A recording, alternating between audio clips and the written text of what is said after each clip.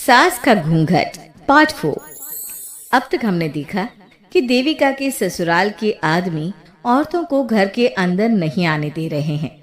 देविका उन्हें पुलिस में जाने की धमकी देती है, जिससे पूरे गांव में अफरा तफरी मच जाती है। तभी गांव का एक आदमी सरपंच को बुलाकर ले आता है। सरपंच उनके घर के बाहर का नजारा देखकर कहते हैं, जोगिंदर जी, ये आपके घर की औरतों ने कैसा हंगामा मचा रखा है। आपका घर तो संस्कारों की मिसाल था, लेकिन ये मैं क्या देख रहा हूँ, आपके घर की किसी औरत ने घूंघट नहीं कर रखा। सरपंच जी, हमारे घर की औरतों को इस देविका ने बहकाया है। हमने पहले ही इन सबको चेतावनी दी थी कि अगर ये घर से बाहर गई तो हम इन्हें घर में नहीं आने देंगे। अब ये देविका हमें धमकी दे रही है कि पुलिस को बुलाएगी। क्या पुलिस? इस गांव का बरसों पुराना इतिहास रहा है। इस गांव में कभी पुलिस नहीं आई। गांव के सभी फैसले हमने मिलजुल कर किए हैं। जोगिंदर, तुम्हारे घर का फैसला पंचायत करेगी। सरपंच जी, आपने ठीक कहा। पंचायत दोनों तरफ की बातें सुने और जो भी फैसला पंचायत करेगी वो हमें मंजूर होगा। तो ठीक है, आज दोपहर को सभी गांव की चौपाल पर इकट्ठा होंगे और वहीं तुम्हारे घर का फैसला होगा। सरपंच वहां से चला जाता है। घर के आदमी घर के अंदर जाकर दरवाजा बंद कर लेते हैं और घर की औरतें वहीं घर के बाहर पेड़ के नीचे बैठ जाती हैं। तभी विमला कहती है, देविका बहू, तुम्हें भूख लगी होगी ना? नहीं माँ जी, मुझे भूख नहीं लगी, मैं ठीक हूँ।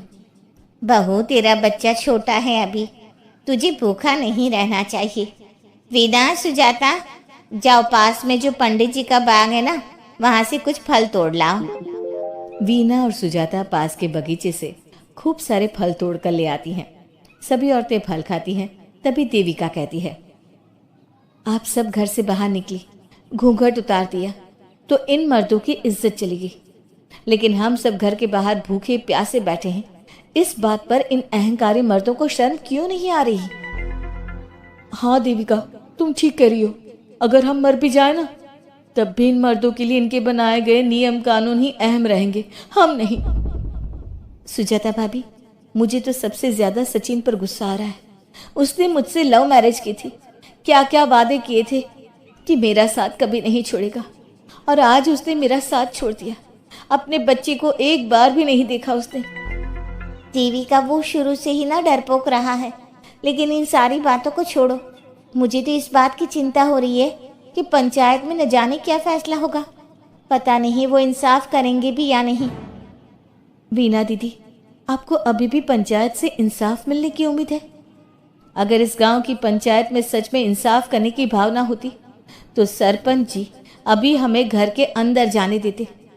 देखा नहीं कितना जहर उगल कर गए हैं हमारे खिलाफ। तो बहू, अब हम क्या करेंगे? पंचायत तो हमारे खिलाफ ही फैसला सुनाएगी। पहले तो हम अपनी सारी बातें रखेंगे। अगर ये लोग नहीं माने तो आपको वही करना होगा जो मैं कहूँगी। लेकिन एक बात आप याद रखना, किसी भी सूरत में हम झुकेंगे नहीं, क्योंकि हम सही हैं। देविका सभी औरतों को समझा रही थी। तभी वहाँ एक गांव वाला आता है। आप सभी को पंचायत में बुलाया है। उस गांव वाले की बात सुनकर सभी औरतें पंचायत में पहुंचती हैं। वो देखती हैं कि उस पंचायत में सारा गांव इकट्ठा हो गया है। बहुत सारी औरतें लंबे लंबे घूंघट करके वहां आई हुई हैं। तभी पंचायत की कार्यवाही शुरू की गई और घर के आदमियों से पूछा गया कि वो घर की औरतों को घर में क्यों नहीं रखना चाहते। हमारे घर की औरतें ना तो घूंघट उतारती है और ना ही किसी डॉक्टर से इलाज करवाती है, और हमारे मना करने के बाद भी इन सब ने घर से बाहर कदम रखा, हमसे ऊंची आवाज में बात की। हमने इन सबको चेतावनी भी दी, लेकिन इन्होंने हमारी बात नहीं सुनी। अब ये सभी औरतें हमारे घर में नहीं रह सकती। अब औरतें अपना पक्ष रखें। ये कानून की किस किताब में लिखा है कि औरतों को घूंघट करना चाहिए? और अगर मेरे ससुराल की औरतें मुझे डॉक्टर के पास ना लेकर जाती तो ना मेरा बच्चा जिंदा बचता और ना ही मैं। लेकिन दाई अम्बा से हम इलाज करवा रहे थे ना। दाई अम्मा को कुछ समझ में नहीं आ रहा था। देविका का इलाज दाई अम्मा के बस की बात नहीं थी। काफी देर तक दोनों पक्षों में बहस चलती रही। दोनों एक दूसरे पर आरोप प्रत्यारोप लगाते रहे, लेकिन दोनों पक्षों की बात सुनने के बाद पंचायत ने जो फैसला लिया उसके लिए तो देविका पहले से ही तैयार थी। दोनों पक्षों की बात सुनने के बाद पंचायत ने यह फैसला किया है कि सारी गलती महिलाओं की है। अगर वो अपने अपने पतियों से माफ़ी मांग लेती है और वादा करती है कि भविष्य में कभी ऐसी गलती नहीं दोहराएंगी, तो वो घर के अंदर प्रवेश कर सकती हैं। हमें पंचायत का फैसला मंजूर नहीं है। हमने कोई गलती नहीं की जो हम माफी मांगे। और किस बात का वादा करें हम? हमने देविका की जान बचाई है, तो आप हमसे भविष्य में किसी की जान ना बचाने का वादा ले रहे हैं क्या? अगर तुम्हें पंचायत का फैसला मंजूर नहीं है तो तुम सबको घर में नहीं पुरानी हवेली में रहना होगा, जो अब खंडहर बन चुकी है। यह खंडहर तुम्हारे घर के सामने ही है। सरपंच जी, आपका फैसला सही नहीं है। एक बार और सोच लीजिए इस फैसले के बारे में। ओ शहर की छोरी, 4 किताबें क्या पढ़ ली, हमें सही गलत का पाठ पढ़ाएगी? तुझे पता नहीं कि पंचायत का फैसला यहाँ सदियों से चलता आया है और लोग उसी को मानते आए हैं। अच्छी तरह जानती हूँ सरपंच जी। अगर मैं चाहूँ तो आपके इस फैसले को कोर्ट की चौखट तक ले जा सकती हूँ। पुलिस को बुलाकर अभी घर के अंदर जा सकती हूँ। पंचायत और घर के आदमियों की शिकायत पुलिस में कर सकती हूँ और अपने बच्चे को उसका हक दिलवा सकती हूँ। लेकिन नहीं, मैं ऐसा नहीं करूँगी। मैं उसी खंडहर में रहूँगी और इस गांव के आदमियों को दिखा दूंगी कि औरत खंडहर को भी महल बना सकती है, और वो भी बिना किसी आदमी की मदद के। सारे गांव की औरतें देविका की बातें सुनकर हैरान हो जाती है। उनका जीवन घूंघट और घर के 4 दीवारी के बीच में ही था। कोई औरत अपने हक के लिए पंचायत से भी टकरा सकती है, ये बात उन्होंने पहली बार सुनी थी। अब देविका घर की औरतों के साथ खंडहर में चली जाती है। माँ जी, ये खंडहर तो काफी पुराना है। भाभी, खंडहर पुराने ही होते हैं। मुझे तो डरावना भी लग रहा है। मैं डर की वजह से कभी इस खंडहर के आसपास भी नहीं आई, लेकिन मुझे क्या पता था कि एक दिन इसी में रहना पड़ेगा। ये तो टूटा फूटा भी पड़ा है।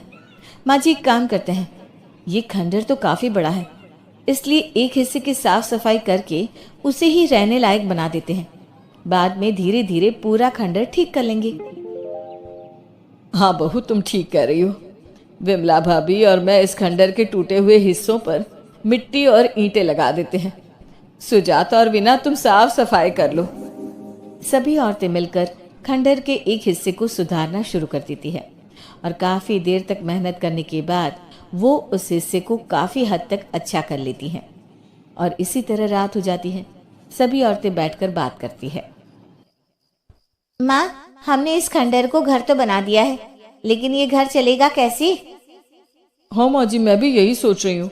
और हम सब तो बड़े हैं, गर्मी सर्दी भूख कुछ भी आसानी से बर्दाश्त कर सकते हैं, लेकिन देविका का बेटा बहुत छोटा है, उसे तो हमें अच्छी तरह से पालना होगा ना।